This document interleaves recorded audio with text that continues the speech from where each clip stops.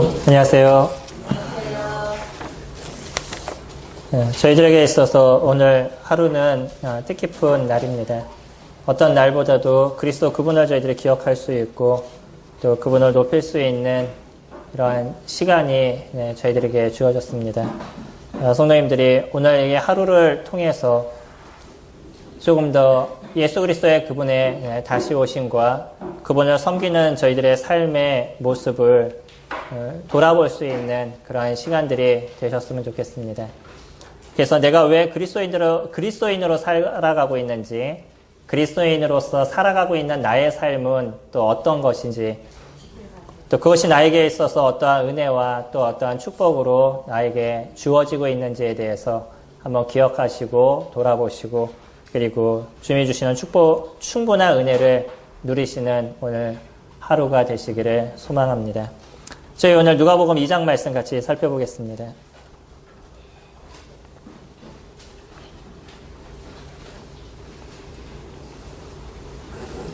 누가복음 2장 8절부터 20절까지입니다.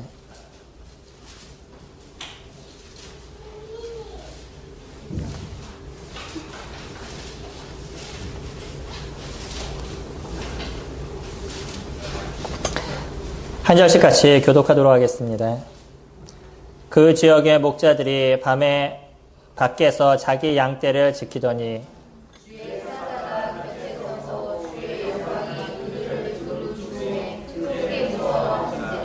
천사가 이르되 무서워하지 말라.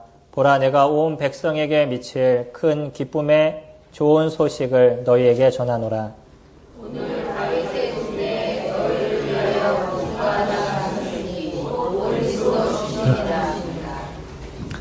너희가 가서 강포에 쌓여 꿀에 누여 있는 아기를 보리니 이것이 너희에게 표적이니라 하더니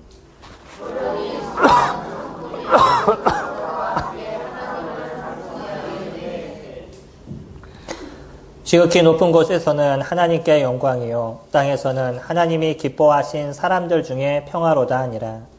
천사들이 일어나 하늘로 올라가니 목자가 서로 말하되 이제 베들레헴에 와서 주께서 우리에게 알려주신 바 이 이루어진 일을 보라 하고 빨리 가서 마리아와 요셉을 구유에 누인 아기를 찾아가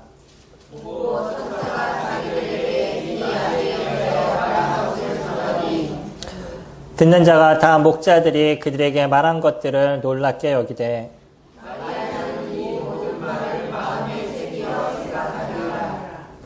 목자들은 자기들에게 이르던 바와 같이 듣고 본 그 모든 것으로 인하여 하나님께 영광을 돌리고 찬송하며 돌아가니라. 네, 거기까지입니다. 저희들이 잘 알고 있는 이 말씀은 의외로 신약성경에서 유일하게 나온 예수 그리스도 그분의 태어나실 때의 모습입니다. 저희가 마태복음에서 동방박사에 대한 얘기를 많이 생각하시죠. 마태복음에 나타난 동방박사의 이야기는 조금 더 시간이 지나서에 대한 이야기고요. 예수 그리스도 그분이 태어나실 때의 모습은 지금 누가복음이 유일하게 이야기를 해주고 있습니다. 마태복음과 그래서 누가복음은 예수 그리스도의 어린 시절에 대한 얘기가 같이 언급이 되고 있는 서신서입니다. 그럼에도 불구하고 그리스도가 딱 태어나셨었을 때, 그 영광스럽게 이 땅 가운데 오셨었을 때의 모습은 누구만이 언급을 해주고 있냐면 누가만이 언급을 해주고 있다는 거예요. 만약에 예수 그리스도 그분의 오심을 진짜 더 많이 우리가 생각해야 된다 그러면 여기에 대한 이야기가 모든 서신서에 같이 등장을 할 것입니다. 근데 재밌는 것은요, 예수 그리스도가 죽음을 당하시는 모습에 대해서는 사복음서가 다 언급을 해주고 있어요. 언급을 해줄 뿐만 아니라 복음서 중에 약 3분의 1, 최소 3분의 1을 예수 그리스도의 마지막 7일의 이야기로 적어주고 있습니다. 그런데 예수님이 태어나시는 이야기에 대해서는 누가복음만이 이야기를 해주고 있다는 거예요. 이거는 우리에게 무엇을 얘기해 주는 것이냐면 진짜 더 중요한 것은 그분의 태어나심보다는 그분의 죽으심에 있다는 겁니다. 그러나 우리가 부인할 수 없는 한 가지는 태어나심이 없다면 죽으심도 없는 거죠. 그래서 그분이 이 땅에 오신 것은 상당히 중요한 일입니다. 그러나 더 중요한 것이 무엇이냐면 그분의 죽으심 속에 있기 때문에 저희는 어떤 크리스마스라고 보통 얘기하는 성탄절이라고 얘기하는 이 시간보다는 주님의 오심에 대한 죽으심에 대한 일에 대해서 저희가 매주 기억하고 감사하는 시간들을 가져가고 있는 거죠. 예수 그리스도의 그 태어나심에 대한 것은 많은 사람들이 알고 있습니다. 그리고 또 예전에는 계속 많은 영화를 통해서 저희들에게 보여줬죠. 요즘 그런 영화 하나요? 그 크리스마스가 보통 되면요. 그러니까 성탄절이 되면, 죄송합니다. 성탄절이 되면 예전에는 꼭 했던 것 중에 하나가 예수 그리스도의 태어나심에 대한 그런 영화였었어요. 요즘은 찾아보기가 쉽지가 않습니다. 주로 이때 하는 영화가 어느 거냐면 나 홀로 집에 왜 그 영화가 이 시점에 많이 하는 영화인지 모르겠지만 어쨌든 요즘 조금 그 상황들 보통 요즘 얘기하는 트렌드가 조금씩 이제 바뀌었습니다. 그럼에도 불구하고 저희들이 예수님이 태어나신 영화에 대해서 많이 보셨을 거예요. 근데 태어나신 영화를 저희들이 보면 거기에는 목동들이 나타나고 누구도 같이 나오냐면 동방박사도 함께 이렇게 보여지고 있죠. 이게 많은 사람들이 조금 오해하게 된 모습이었는데요. 예수님이 태어나시는 그러한 상황 속에서는 목동들만 와서 예수님께 경배를 드립니다. 목동들이 베들레헴 그 외곽 쪽에서 양들을 치고 있었어요. 양들을 치고 있는 그 사이에 천사가 나타나서 목동들에게 이야기를 합니다.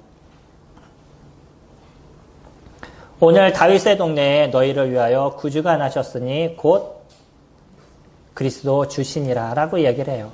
그 얘기를 들으면서 목동들 마음 가운데 있었던 두려움이 해결이 됐습니다.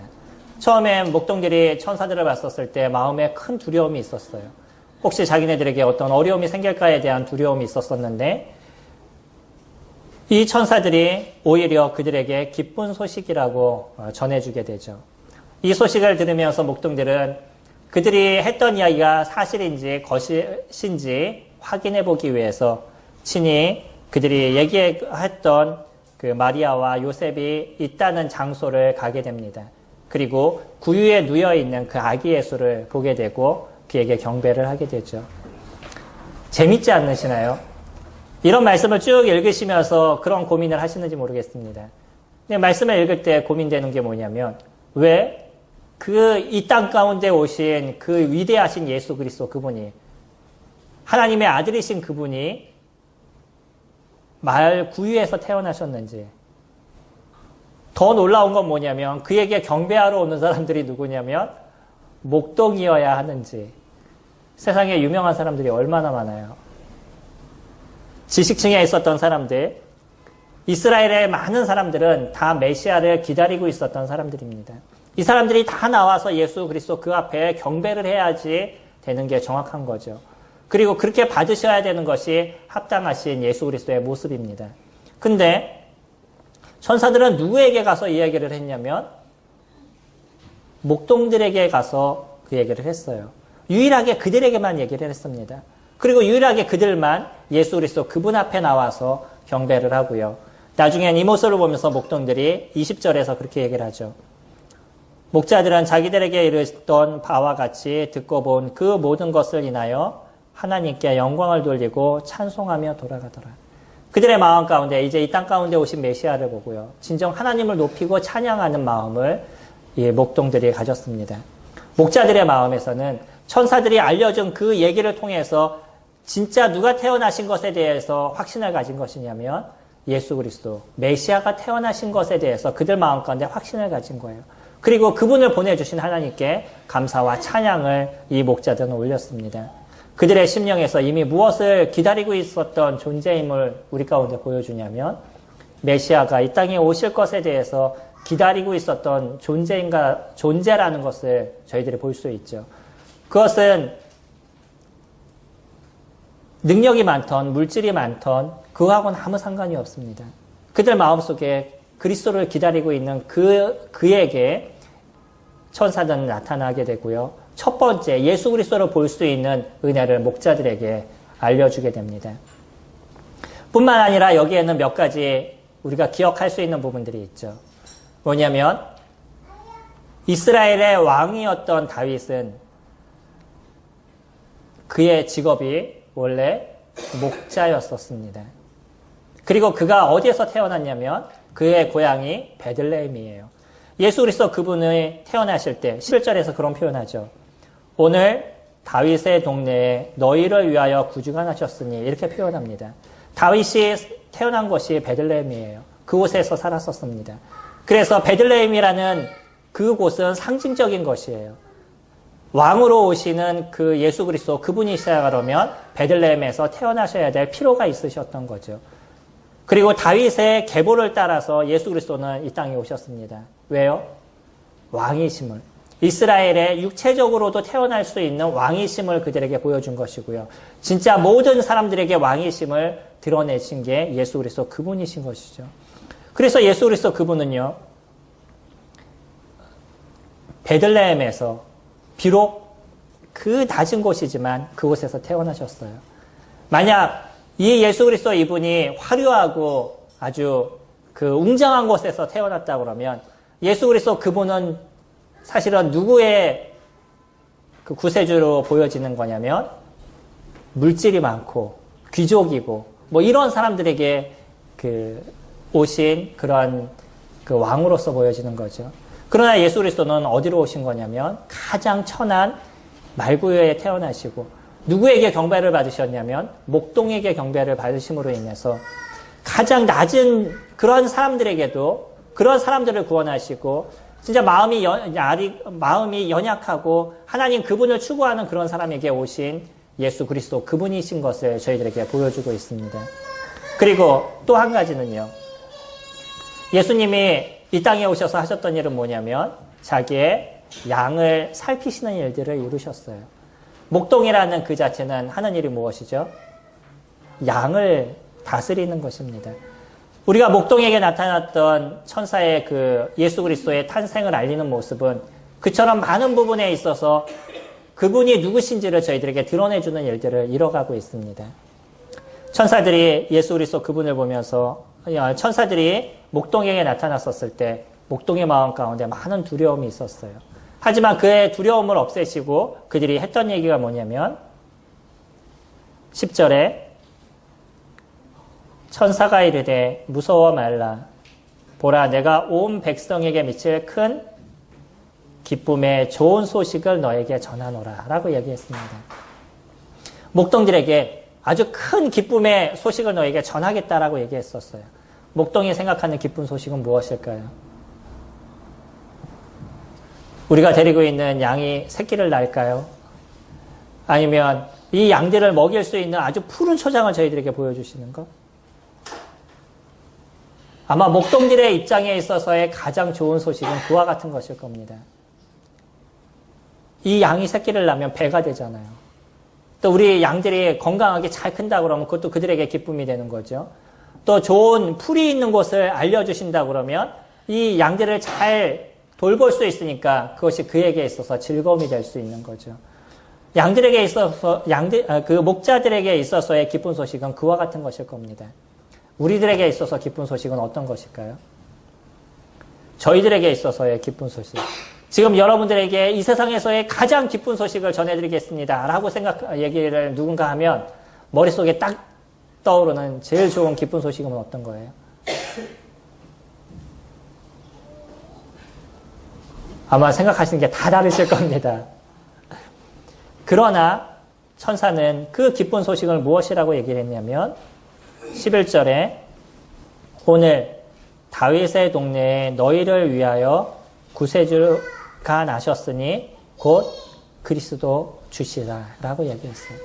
이들에게 있어서 가장 기쁜 소식은 어떤 거였냐면 이들을 저희들의 죄에서부터 건져줄 그러한 구세주가 이 땅 가운데 태어나시는 거였습니다. 이스라엘 백성들은 끊임없이 메시아를 기다렸었어요. 자기네들을 이 고통에서부터 건져줄 그 메시아.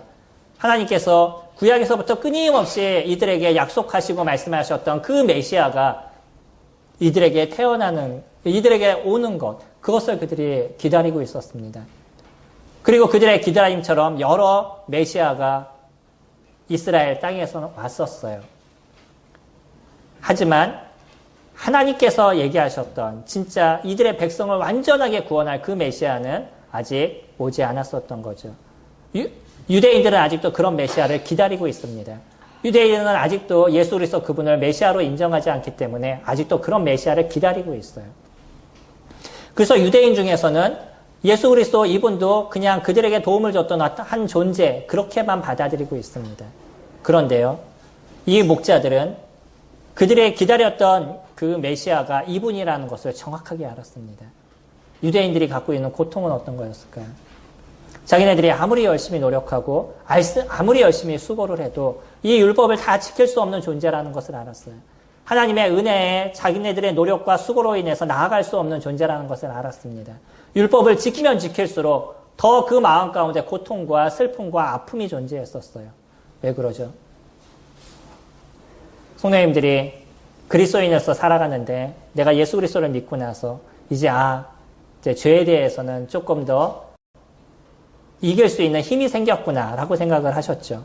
그리고 나서 그 다음부터 죄를 안 지으려고 노력을 했는데 안 지으려면 안 지을수록 더 많은 죄를 짓고 있는 나를 보게 돼요. 남을 사랑하려고 노력했는데 남을 더 사랑하지 못하고 있는 저의 자신들을 보게 됩니다. 우리가 깨끗해지려고 노력하는데 더 그러지 못하고 있는 나를 보게 돼요. 그러면서 더 자괴감에 빠지는 시간들을 저희들도 갖게 되죠. 그래서 저희들은 누구를 더 추구하게 되냐면 예수 그리스도의 선하심과 예수 그리스도의 인자하신 그 손을 저희들이 더 바라게 되죠. 이스라엘 사람들은요. 그들 노력을 통해 가지고 하나님께 나아가야 되는 존재였었어요. 율법을 지키고 그것을 이행해 나가고 그렇게 계속 제사를 지내고 그러면서 계속 하나님께 나아가는 존재였는데 하면 할수록 자신들이 안 된다는 것을 더 알아요. 이 죄라는 것이 점점 더 자기들을 엄습해오고 이 죄에 대한 고통과 아픔, 결국은 지옥의 형벌이 그들에게 있는 것에 대해서 그들은 끊임없는 마음의 어려움들이 있었던 거죠. 그런데 이 죄에 대한 문제를 해결할 수 있는 구세주가 그들에게 나타났다. 이 땅 가운데 오셨다라는 얘기를 들었을 때 이 목동들의 마음에 진정한 해방의 그런 마음을 그들이 가질 수가 있었던 거죠. 그리고 나서 그들은 나중에 경배하고 나서 하나님께 영광을 올렸습니다. 오늘은요. 이런 모습 속에 천사들이 하나님께 어떠한 기도를 드렸는지 저희가 잠깐 생각해 보기를 원합니다. 13절에 보시면 호련히 수많은 천군이 그 천사들과 함께 하나님을 찬송하여 이르되 한번 하늘을 보셔요. 하늘을 보시는데 수많은 천사들이 거기에 있어요. 그 광경이 어떻겠어요? 그거를 목동들이 봤어요. 너무나 경이롭고 아름다울 것 같아요. 두려울 것 같아요. 저 같아도 두려울 것 같습니다. 천사가 어떻게 생겼는지 전 잘 알지 못하지만 분명한 건 천사가 나타나서 수많은 천사가 하늘에서 이렇게 보여요. 그들에게. 얼마나 두려웠었겠어요. 근데 그들의 입술이 다 열어서 무엇을 이야기를 하고 있냐면 14절에 지극히 높은 곳에서는 하나님께 영광이요. 땅에서는 하나님이 기뻐하신 사람들 중에 평화다. 두 가지를 얘기하고 있습니다. 예수 그리스도 그분이 어떠한 일을 하시는지 예수 그리스도 그분이 어떤 분인지에 대해서 정확하게 저희들에게 표현하시는 게 이 두 가지에 대한 내용이에요. 첫 번째 무엇이죠? 예수 그리스도는 하나님께 영광이 되시는 분이다 라고 얘기를 하고 있어요. 그리스도 그분의 모습이 하나님의 얼굴에 빛이 비치는 영광이 된다라고 얘기합니다. 예수 그리스도가 이 땅에 오신 거는요. 하나님께서 구약에서 약속하신 그 약속을 친히 이루신 것이에요. 만약에 예수 그리스도께서 오시지 않았다. 그럼 하나님의 약속은 무엇이 되는 거죠? 거짓이 되는 것입니다. 하나님께서 인간을 구원하시겠다고 이 구약에서부터 끊임없이 예언하셨던 그 약속을 예수 그리스도 그분이 이 땅에 오시면서 성취하신 거예요. 그렇기 때문에 그리스도 그분을 보게 되면 하나님은 약속을 지키시는 분인 것에 대해서 정확하게 드러나게 되는 것이죠.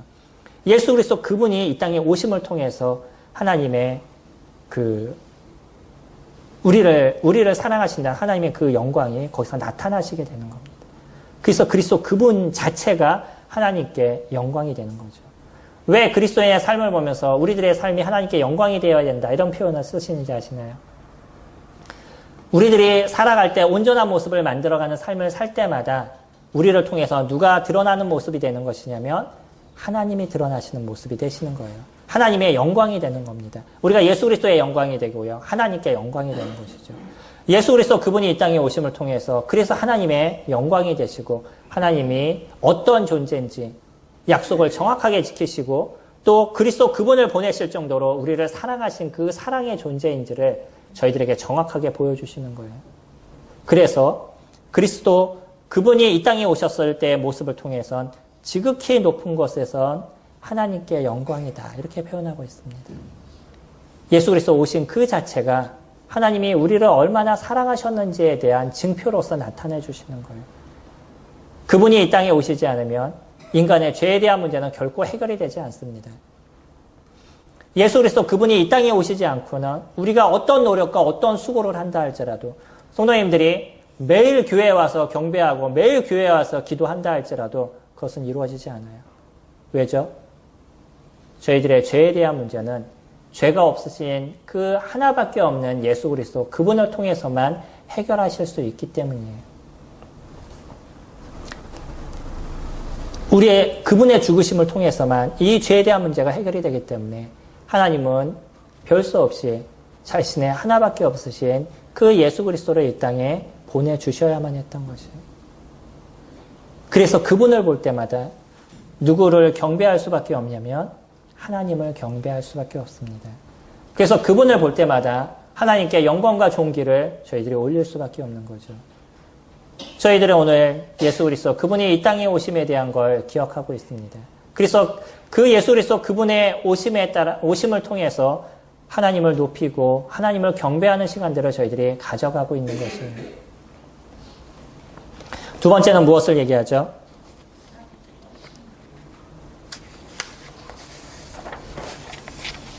하나님이 땅에서는 하나님이 기뻐하신 사람들 중에 평화다라고 얘기하고 있어요.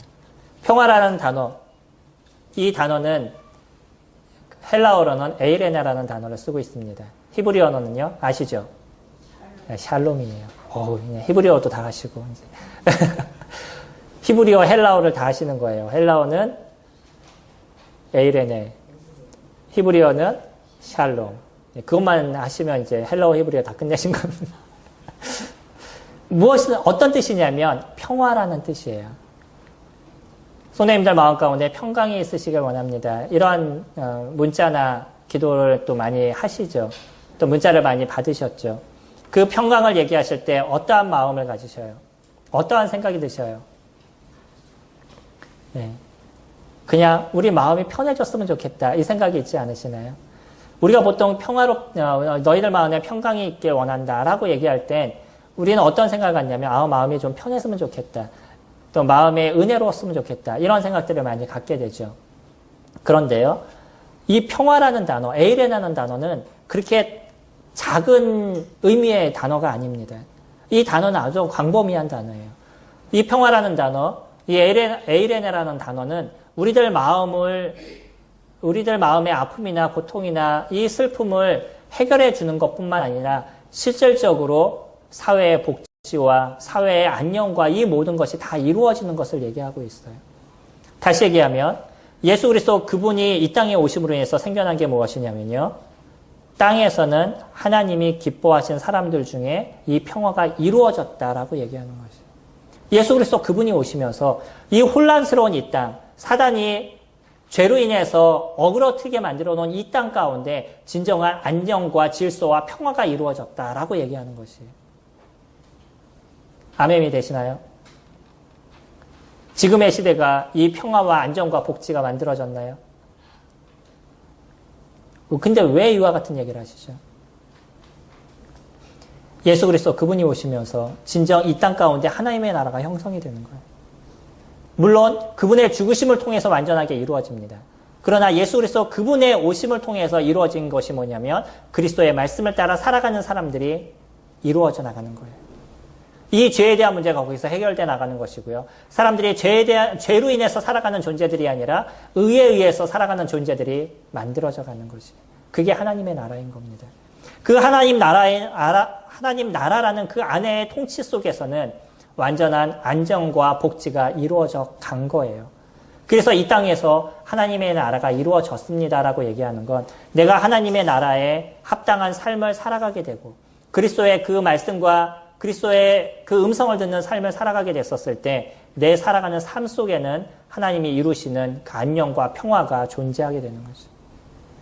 교회가 그래도 밖에 나가서 딴 사람을 만나시는 것보다 낫죠. 조금 낫죠. 많이 나시나요? 교회 오시면 밖에서 사람들 만나는 것보다 나시죠. 그게 왜 그래요?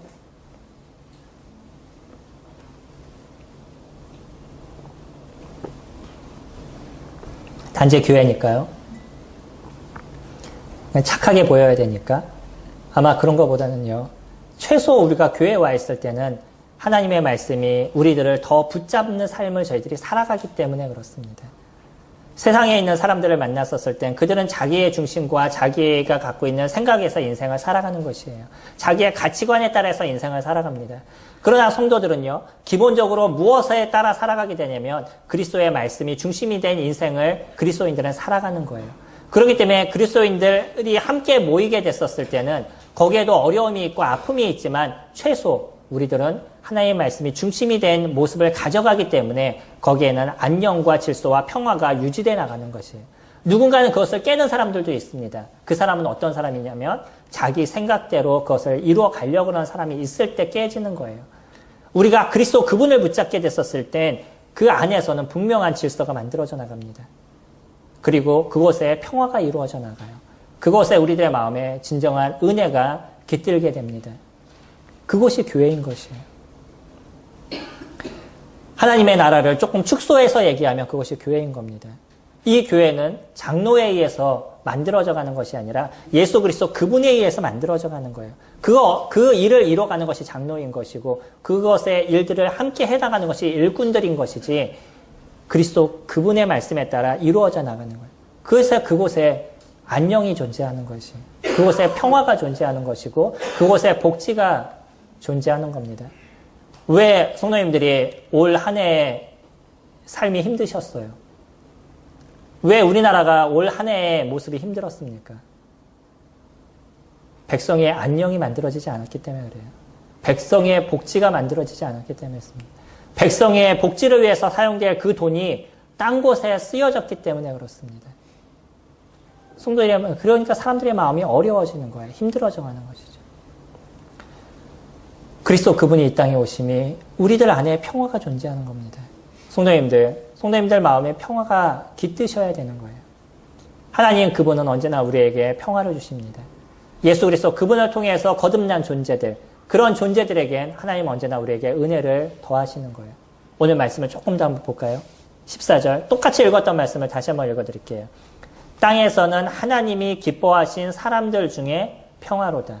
이 평화는 근데 누구만 받아요? 예, 하나님이 기뻐하시는 사람만 받는 겁니다. 모든 사람에게 하나님께서는 하나님의 평화를 주셨어요. 모든 사람에게 평화를 받을 수 있는 은혜를 하나님께서 내려주셨습니다. 디모데전서 2장에서 얘기하는 것처럼 하나님은 모든 사람이 구원을 얻기를 원하신다라고 얘기하셔요. 그것이 하나님의 마음이에요. 그럼에도 불구하고 그것을 받는 사람은 따로 있다는 거예요. 다가 아니라는 거예요. 누구만요? 하나님이 기뻐하신 사람들. 그 하나님이 기뻐하신 사람들은 누구죠? 예수 그리스도를 하나님의 아들로서 우리들의 구세주로서 인정한 자들인 것. 천사들이 목동들에게 나타나서 했던 얘기가 그런 거죠. 11절에 오늘 다윗의 동네에 너희를 위하여 구주가 나셨으니 곧 그리스도 주시다라고 이야기하고 있어요. 우리들의 누구요? 그리스도. 우리들의 주. 예수 그리스도 그분이 우리가 주가 되시고 예수 그리스도 그분이 우리에게 그리스도가 되시는 그 사람이 하나님의 기뻐하심을 입은 사람입니다.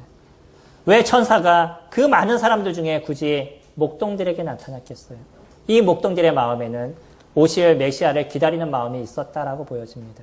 그들에게 있어서는 하나님 그분이 약속하신 것을 분명히 이루실 분인 것을 기다리는 마음이 있었어요.